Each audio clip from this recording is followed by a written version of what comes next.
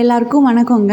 இந்த வீடியோவில் நம்ம என்ன பார்க்க போகிறோம் அப்படின்னு பார்த்தீங்கன்னா, ரொம்ப சிம்பிளான ஒரு சின்ன விலாக் தான் இது. குட்டி குட்டியாக ஒரு முக்கியமான ஒரு சில விஷயங்கள உங்க கூட ஷேர் பண்ணிக்கலாம் அப்படின்னு சொல்லிட்டு தான் இந்த வீடியோ வந்து மேக் பண்ணியிருக்கேன். ஸோ கண்டிப்பாக நம்ம சேனலை வந்து ஃபஸ்ட் டைம் பார்க்குறீங்கன்னா சப்ஸ்கிரைப் பண்ணிக்கோங்க. டிஸ்கிரிப்ஷனில் வந்து கொடுக்குறேன் என்னென்ன அளவு அப்படின்னு சொல்லிட்டு தெளிவாக வந்து கொடுத்துட்றேன். செக் பண்ணி பாருங்கள். ஏன்னா வீடியோ அப்படின்றப்போ ஒவ்வொரு தடவை நீங்கள் ப்ளே பண்ணி பார்த்தீங்க அப்படின்னா தான் உங்களுக்கு வந்து அளவு தெரியும். ஸோ அதுனா டக்குன்னு நீங்கள் வந்து பார்த்துட்டு மெஷர்மெண்ட் கரெக்டாக வந்து போட்டுக்கலாம்.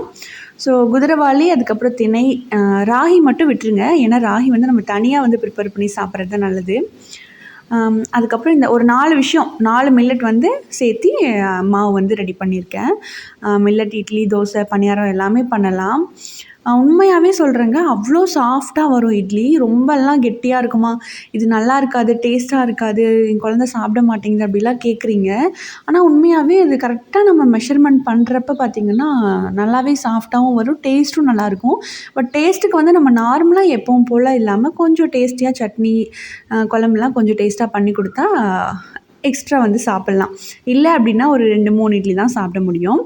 பட் நமக்கு அளவு முக்கியம் இல்லை, நமக்கு ஹெல்த்தினஸ் தான் முக்கியம். இது வந்து ரொம்ப ஹெல்த்தியானது. ஸோ ஒரு இட்லி கம்மியாக சாப்பிட்டா ஒன்றும் தப்பு கிடையாது. நான் வந்து பார்த்திங்கன்னா இது ஈவினிங் டைமில் வந்து ஊற வச்சேன். நைட்டு வந்து ஒரு 9 மணி வாக்கில் அரைச்சி வச்சோம் அப்படின்னா ஒரு 8 ஹவர்ஸ் கிட்டத்தட்ட நல்லா புளிச்சு வரப்போ காலையில் இட்லி நம்ம ஊற்றி ஸ்கூலுக்கு வந்து குழந்தைங்களுக்கு கொடுத்து வரப்போ நமக்கும் காலையில் வேலை சீக்கிரமாக முடியும், அவங்களுக்கும் ஹெல்த்தியாக கொடுத்து விட்ட மாதிரி இருக்கும்.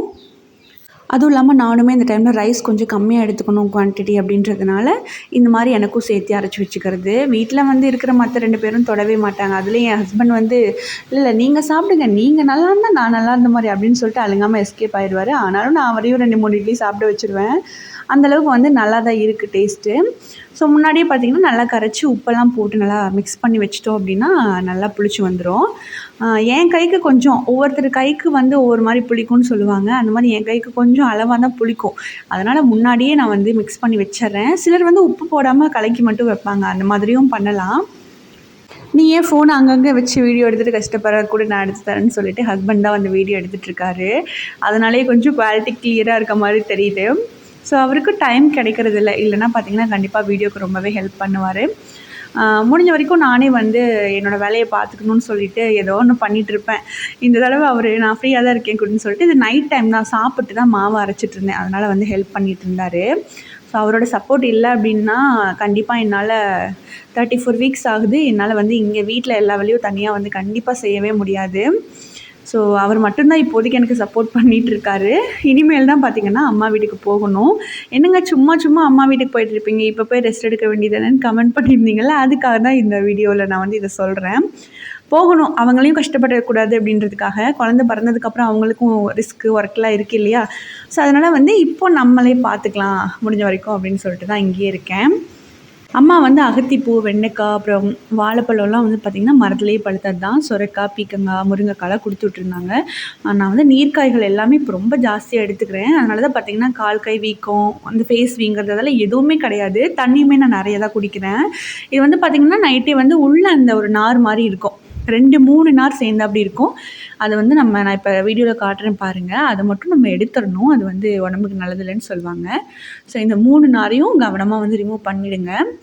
பண்ணிவிட்டு குட்டி குட்டியாக பார்த்திங்கன்னா அரைஞ்சி நம்ம வந்து இதை ரெடி பண்ணணும். சிம்பிள் தான் ரெடி பண்ணுறது.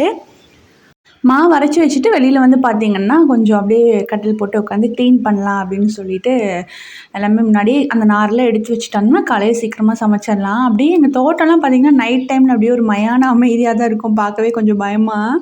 ஸோ இதுக்கான ப்ரிப்பரேஷன் பார்த்திங்கன்னா பெருசாக ஒன்றும் இல்லைங்க. கடாயில் எண்ணெய் விட்டுட்டு கொஞ்சமாக மட்டும் ஆயில் சேர்த்திக்கோங்க. கடுகு, கருவேப்பிலை, அதுக்கப்புறம் சின்ன வெங்காயம், வரமிளகா. காரத்துக்கு வரமிளகா தான் மஸ்ட்டு போடணும், அதுதான் டேஸ்ட்டு கொடுக்கும். நம்ம பொடி பொடியாக அரைஞ்சி வச்சுருக்கோன்னு சேர்த்து லைட்டாக நம்ம அப்படியே வதக்கிறப்பவே கலர் சேஞ்ச் ஆகி வந்துடும். சீக்கிரமாகவும் பூ தான் இல்லையா, அதனால் சீக்கிரமாக வெந்துடும். ரொம்ப சூப்பராக இருக்கும் அண்ட் ஹெல்த்தியும் கூட. நான் வந்து டேஸ்ட்டுக்காக ஒரே ஒரு முட்டை மட்டும் உடச்சி ஊற்றிருக்கேன். சாப்பிட மாட்டாங்க குழந்தைங்க அப்படின்னா ஒரு முட்டை வந்து உடச்சி ஊற்றுனீங்க அப்படின்னு நல்லாயிருக்கும். இல்லை தேங்காய் கூட ஆட் பண்ணிக்கலாம். பெரும்பாலும் சாப்பிட்டு கொஞ்ச நேரம் வந்துட்டு வெளியில் டைம் ஸ்பெண்ட் பண்ணிவிட்டு அதுக்கப்புறமா தான் வந்து தூங்க போவோம். சாப்பாடு டயட்னு பார்த்திங்கன்னா, இப்போதைக்கு ரைஸ் கம்மியாகவும் க்ரீன் வெஜிடபிள்ஸ் நிறையாவும் எடுத்துகிட்ருக்கேன். ஸோ அதனாலேயே அயர்ன் வந்து ஹீமோகுளோபின் வந்து கொஞ்சம் மெயின்டெயின் ஆகுதுன்னு நினைக்கிறேன். தொடர்ந்து ஹீமோகுளோபின் பற்றி தான் வந்து கேட்டுகிட்டே இருக்கீங்க. நான் நிறையா தனியாகவும் வீடியோ போட்டிருக்கேன். திருப்பி திருப்பி சொல்கிறது தான், காய் கீரை நிறைய எடுத்துக்கோங்க. கீரையில் நிறைய அயர்ன் கண்டென்ட் இருக்குது. அதே மாதிரி நீங்கள் வெயிட் போடக்கூடாது அப்படின்னா கண்டிப்பாக ஒயிட் ரைஸை வந்து அவாய்ட் பண்ணிக்கோங்க. ராகி ரொட்டி, சப்பாத்தி இந்த மாதிரி ட்ரை பண்ணுங்கள். ராகி ரொட்டி ரெசிபி வந்து நான் கண்டிப்பாக சீக்கிரமாகவே நான் போஸ்ட் பண்ணுறேன். அதே மாதிரி கருப்பு சுண்டலும் நிறைய எடுத்துக்கோங்க. அதுலேயும் வந்து நிறைய வந்து ஹெல்த்னஸ் இருக்குது. ஸோ இந்த வீடியோ ஒரு சிலருக்காவது யூஸ்ஃபுல்லாக இருந்திருக்கும்னு நினைக்கிறேன். நம்ம சேனல் இப்போ தான் ஃபஸ்ட் டைம் பார்க்குறீங்க அப்படின்னா கண்டிப்பாக சப்ஸ்கிரைப் பண்ணிக்கோங்க. தொடர்ந்து சப்போர்ட் பண்ணுங்கள். இதே மாதிரி இன்ட்ரெஸ்டிங்கான இன்னொரு vlogல பார்க்கலாம். டாடா.